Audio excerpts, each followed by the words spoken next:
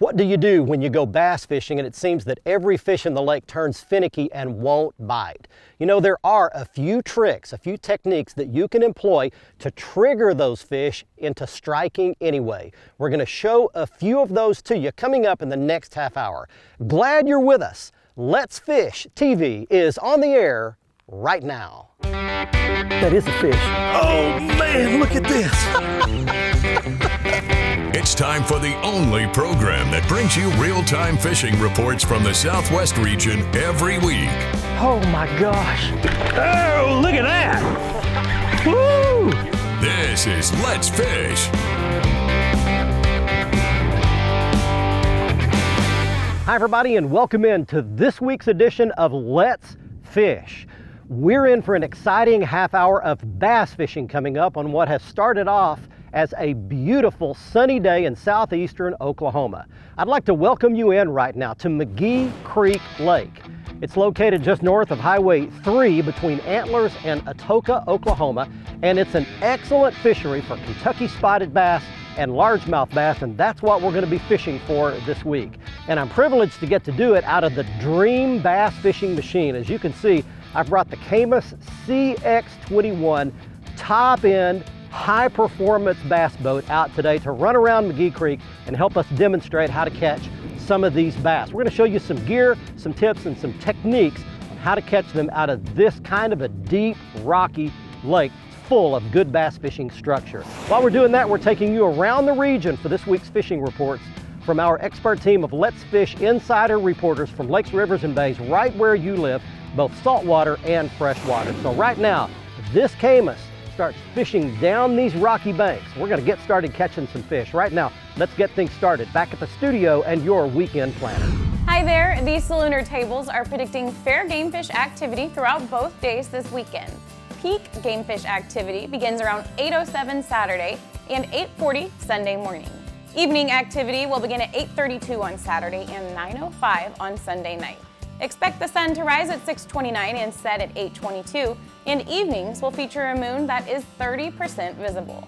We'll be right back to check all of the current fishing reports from throughout the area, and I'll return with Bassmaster Elite Angler Keith Combs on this week's Ask the Pro feature. Stick with us. Let's Fish TV is proudly backed by Mercury, Go Boldly, Lowrance, America's #1 fish finder, Lose, Feel the Difference, and by Gulf Shores and Orange Beach, Alabama. Get our free fishing guide at orangebeach.com. He came right off of that stump and charged it now. Look at him, how mad he is.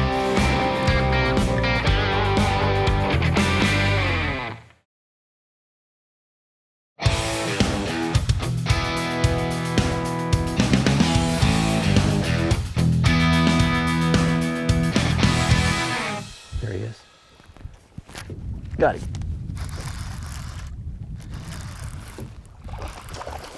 There we go. Come up here, buddy. All right, welcome back, everybody. We are out on McGee Creek Reservoir, and we've got us a fish. That's a bass. Very light colored largemouth bass. Not a real pretty one, real silvery looking fish. But it's a start. Anyway, let me let him get back and let me get you set up on McGee Creek. If you've never seen this lake, heard about it, or been here, it's located between Antlers and Atoka, Oklahoma. It's impounded upon two major creeks, McGee Creek, which is the main one that runs down the middle, and then there's Potato Creek, which is on one side. It's another long arm that runs way back up in the mountains, and then I think the other one's called Crooked Creek, if I'm not mistaken, something like that. It's a smaller arm that runs on the other side of the dam. So really three major creeks feed this lake, and they're actually each different from the other. Potato Creek is kind of a flat area, kind of runs out in some pasture land. It's shallower water for the most part, a lot of flats. The middle one, McGee Creek, is a much deeper creek channel. It's 50, 60, 70 feet deep out in the channel, and then got these big canyons and ditches and giant boulders and rocks dropping off into the river channel all the way up and down it. And then that last one, which I'm not sure, but I think is Crooked Creek. It's not, it's straight, but it's loaded with buckbrush, just tons of brush everywhere, kind of flat, but lots of brush. In fact, you've got to idle if you go up that one. I hit a stump pretty bad going up that one earlier today. Hey friends, Captain Kevin Broussard here with your Let's Fish Southwest Outdoor Report, coming to you from Southwest Louisiana, right here at Hackberry Cajun Paradise Charters. We're going to start off freshwater though, Caddo Lake. Lots of bass getting caught early and late. Top water, spinnerbait, buzzbait best. Brim and chickapin a little later in the morning. Crickets under a cork. Tell you what, lots of big bull brim and chickapin getting caught. Saltwater side, all along the whole Gulf Coast, trout and red fishing is great. But cocodrie, dewlack, large this past week, limits of speckled trout coming in every day. Soft plastics on light jig heads or live shrimp over your reefs. Redfish, gold spoons up in the marshes. Tell you what, work them grass lines. You're gonna have a great day. For old Cajun Phil, Captain Kevin Broussard saying happy fish. May God bless. We're gonna see you next week.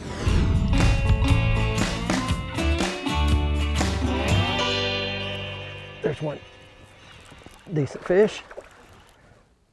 He came right off of that stump and charged it now. Look at him, how mad he is. Oh, he is so upset. Oh, and he popped off in the floor. We'll go out of your frame for a second and we're gonna pop right back up with a bass. There you go. Well, starting to get bit a little bit anyway. It's been a tough morning so far out here. I've had to fish hard and not catching big ones, but that's a better fish right there. Let me show you my setup here, show you how I'm fishing it anyway. Got this little tattletale worm, and I'll show that to you at the end. This is a beautiful little place here. Look behind me. Just a gorgeous little creek. It's actually got some water running in the back end of it, which is always a good thing when you're on this lake or Pine Creek next door or Broken Bow. But what I'm doing is I'm fishing right down the middle of this creek channel, throwing that little tattletale out there, no weight on it, by the way, weightless. And it's just kind of settling. It's kind of fluttering its way down right now. And I'm letting it go down about 2 to maybe 3 feet on a slack line. That's key. Throw slack to it. As soon as it hits the water, peel off slack, throw it to it. Let it fall straight down. If you don't throw slack to it, it'll come towards you. Then I'm taking my rod tip, usually rod tip down, giving it a couple little twitches like that, and then letting it fall on a slack line again.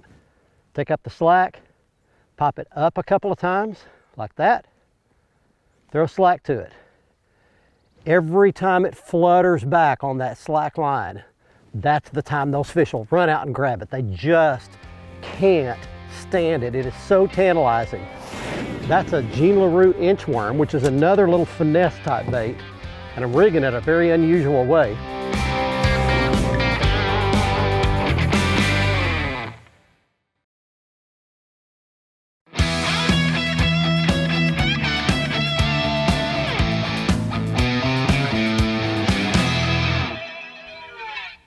He's got it. He's got it. Got it. There we go. Right by that single stick up out there. Hey, welcome back everybody. We're on McGee Creek today. Having a good day, catching lots of bass. And so far no size to them to speak of, but just catching a bunch. That was a lesson right there, because I caught that bass off of an individual stick up. I'm gonna need to grab the pliers and gently, there. And I changed baits. That's a Jean LaRue inchworm, which is another little finesse type bait. And I'm rigging it a very unusual way. There's another largemouth for you right there, mix of largemouth and Kentucky spotted bass. We're gonna let that one go back, and I wanna show you something so cool. We're fishing down this bank, and there's a lot of rock and there's bushes, but you can see right here, there's these individual little stumps sticking up. And it seems like those are the stumps that are holding the bass, especially the largemouths. You can catch a lot of little Kentuckys just throwing at the rocks and throwing at the shoreline. But it seems like that if you can get this finesse worm about 3 or 4 feet past that individual pole stump, let it go down, and then twitch it by it. They're just sitting by those stumps and they'll come up and eat it. Even the cameraman gets in on the action. My brother, Terry, if you watch the show, often you've seen him before. He shoots camera for me anytime I get around Oklahoma and does a great job of that. But he gets to fish too, and he caught a few fish and doing this exact same thing, throwing this little jerk worm around, this little finesse worm, twitching it around these individual stumps and rocks, and he even caught a really nice Kentucky spotted bass. This isn't the species of spotted bass that lives over in Alabama that gets to be huge. This is a Kentucky spot, and really this is a big one for a Kentucky. So anyway, we're having a great day today. Everybody catches fish.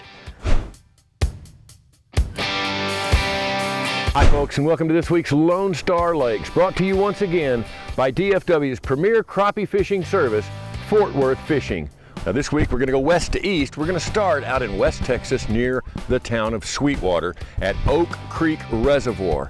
It's a little bitty lake, under 2,500 acres, but it's been stocked over the past few years with a lot of Florida largemouth bass. And just last year they gave up a new lake record over 13 pounds on Little Oak Creek. You got a couple of choices. You can go back up in the creeks and you can fish the timber and the vegetation, or you can stay out on the main lake and fish the rocky type structure.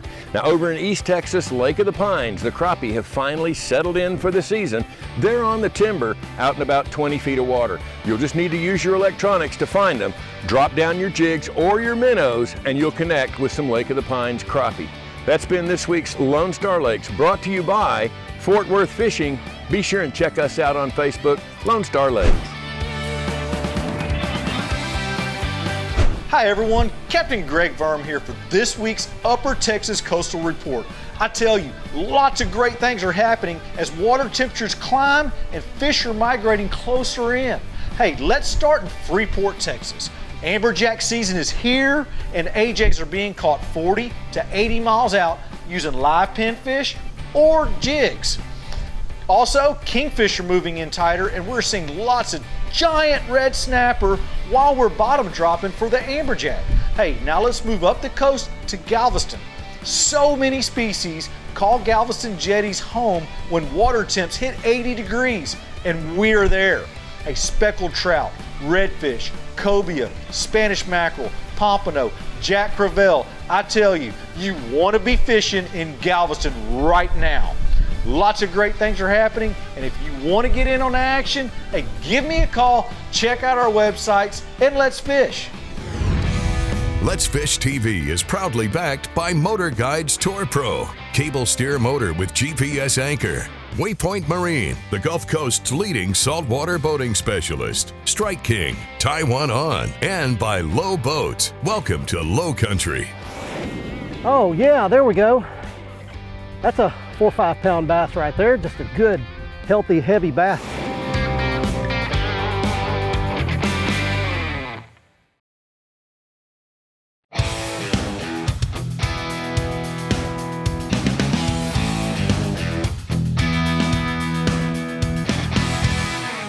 Hey, welcome back everybody. We're still on McGee Creek and I've got a big old fish on of some kind. I fought him for a while. Oh, it's a bass.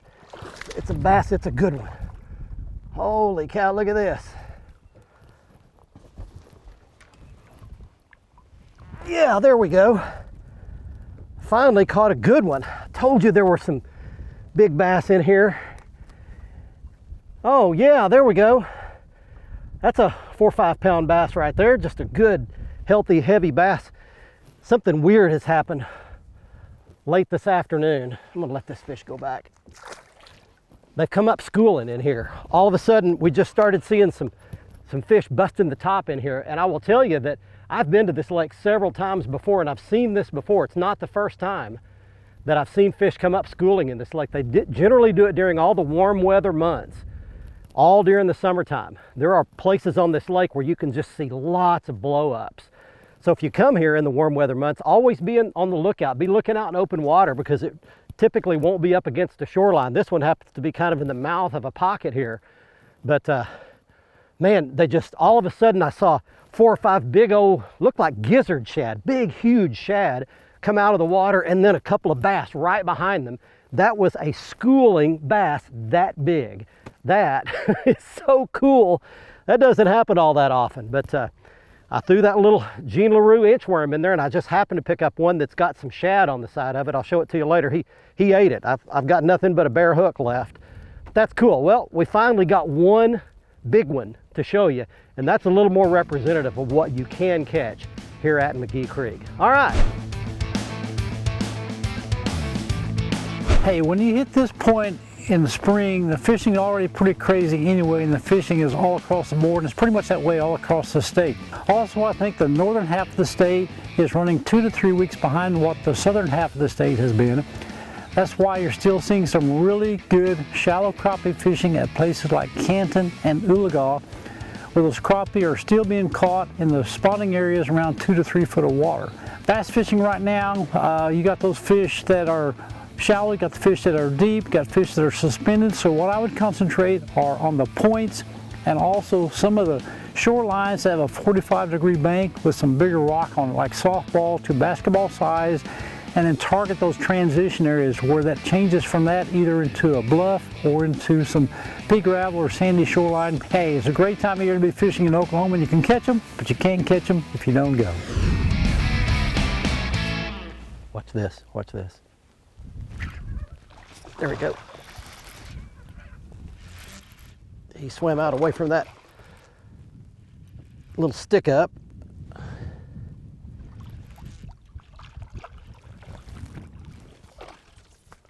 Come aboard. Well, we're still catching them. We've caught a mixture of largemouth bass and Kentucky spotted bass. There are 2 different species of spotted bass, the Alabama spots that grow great big, 5-6 pounds over in the southeast, and then the Kentucky spotted bass from Tennessee, Mississippi westward. They don't grow nearly as big, but that's a largemouth, just kind of a cookie cutter. Every one of these about the same size. I want to show you something cool here too, is that the fish are on obvious stuff. You know, a lot of times we're doing stuff that's a high degree of difficulty and they're on some underwater ledge or whatever. We are literally fishing down this shoreline, and everything that looks like it ought to hold a bass a lot of times does. So you can see those rocks that are just barely sticking out of the top of the water. You can see these scattered stumps that the tops of them are sticking out of the water, but let me show you the ones that are really deadly. That one came off of a stump. In fact, I'm going to troll up here just a little bit. A lot of these stumps are broken off right at the surface, and you can just see a little dark spot right under the surface. Those are the deadly ones, because for some reason today, I told you the fish are finicky. They seem to be suspended up on the tops of these like that one.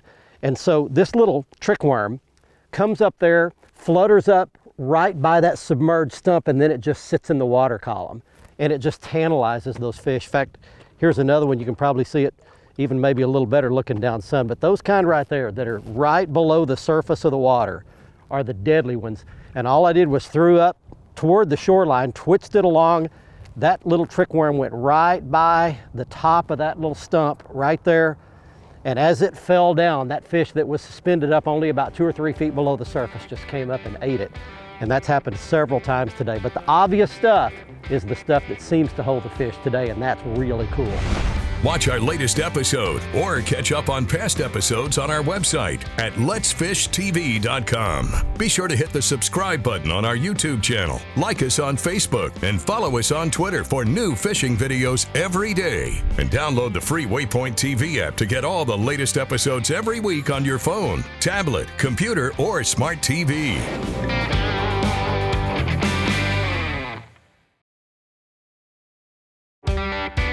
Let's Fish TV is proudly backed by Bobby Garland Crappie Baits and the original Baby Shad and new slab Huntar Minnow. Glacier Glove. Stay outdoors longer with our gloves, hats, and shades. Balls Out. Made in the USA. Heavy-duty mounts for your fish finders. And by Camus Boats. Tomorrow's tournament boat today.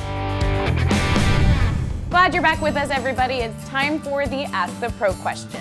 This week, Leo would like to know, does boat noise really spook the fish? For an answer, we asked Bassmaster Elite Angler Keith Combs. Absolutely, boat noise does spook fish. You need to be very conscious of that anytime you're on the water.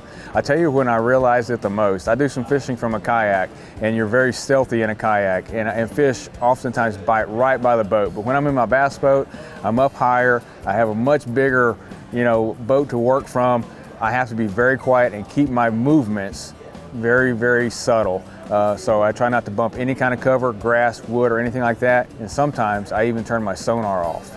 Thank you, Keith. If you have a question for one of the pros, just visit our website, letsfishtv.com. Click on the Ask the Pro link and send it in. Now let's check out the latest Big Catch of the Week winner. We've safely made it back to the boat ramp with the Camus CX21 on the trailer here at McGee Creek Lake in Oklahoma, and it's time right now for this week's winner in the Big Catch of the Week contest. He's Jim Blakely of Lubbock, Texas, showing a 10-pound, 8-ounce largemouth bass he caught at Lake Fork in Texas. And as a bonus, here are a couple of more Lake Fork fish. John Boone with a 10-pound, 1-ounce bass, Joseph Bamer with an 8-pound, 8-ounce bass, and David McDonald with a 2.84-pound white bass, all caught at Lake Fork. If you'd like a chance to have you and your big fish shown on television, just go to our Facebook page at facebook.com/letsfishtv. Find our Big Catch post, usually from the past Tuesday. We always put them up on Tuesdays, and follow the instructions to enter your photo. The gear that we used to catch all these bass this week really became very simple once we figured it out. This is my new all-time combination of Lew's rods and reels. This is the Lew's custom speed stick rod, 7-foot 2-inch medium action. That medium is really a key working these soft plastics. And then the reel is the Lew's Custom Light, the lightest casting reel that Lew's has ever offered at less than 5 ounces. Fits perfectly in the palm of your hand. Did a great job casting these light baits all day. The rig was very simple. It's just a simple bait hook with no weight tied directly to 15-pound fluorocarbon line. And then we used the Jean LaRue inchworm hooked right through the middle, kind of wacky style. That was the action that triggered these finicky bass into biting. We used 2 colors of the inchworm. One was kind of a shad color, and the other is a 2-tone combination of sort of a plum and a pumpkin color mixed together. Both of these worked really well. Sometimes we get our definition of a hero all messed up, and we call musicians or athletes or actors heroes. During this past off season, I had the privilege of going on a mission trip with my church to Jaco, Costa Rica. Now, Jaco is significant because it's one of the worst places in the world for sex trafficking, especially with children as the victims. And I met 2 women there. They're supported by an organization called GLACIER Radical. First, there's Anna. She lives in one of the worst neighborhoods you can possibly imagine. I can't even describe it to you. It's appropriately called the Hole. The other lady is Daniela. She lives in a very similar neighborhood. Now, both of these women have had the opportunity to move out of these neighborhoods, but they've turned those opportunities down. Why? Because they're there fighting for the children. They're with this organization and they're fighting off these sex traffickers every day, trying to keep these children, especially the little girls, safe. In my book, that is the real definition of a hero. If you'd like to support GLACIER Radical, you can see their contact information at the bottom of the screen. There are people like Daniela and Anna all over the world, and in my book, they are the real heroes. I hope you enjoyed our trip here to McGee Creek Lake in southeastern Oklahoma. If you'd like to book a guide trip and catch some of the bass like you saw us catching, or maybe a chance at a great big one here, you can contact Chuck Justice, my buddy, at the contact information you see at the bottom of your screen. From McGee Creek Lake in Oklahoma, until next week, let's fish, everybody. I'm Barry Stokes. Be safe, have fun. Bye-bye, y'all.